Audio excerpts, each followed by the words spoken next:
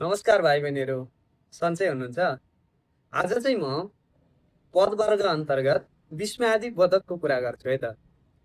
यो स्क्रिनमा केही वाक्यहरूलाई हेर्नुहोस् त।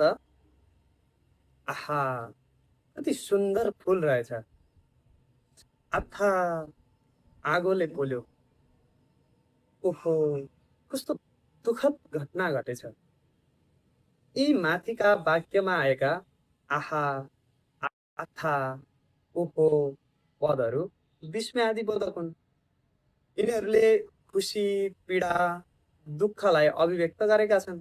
यसरी मानवीय संवेदना वा भावनालाई अचानक रूपमा प्रस्तुत गर्ने शब्दहरू नै विस्मयादिबोधक हुन्, जसमा आश्चर्य, दुःख, खुसी, डर, घृणा, पीडा, प्रशंसा जस्ता मानवीय संवेदनाहरू प्रकट गर्ने गरिन्छ। यस्ता पदहरूमा आहा, लौ, झ्या, छि, आमा, ओहो आदि पर्दछन्।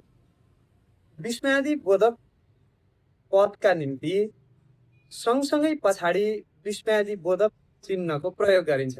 हेर्नुहोस् त यो स्क्रिनमा यो चिन्ह, जसलाई हामी उद्गार चिन्ह पनि भन्छौँ।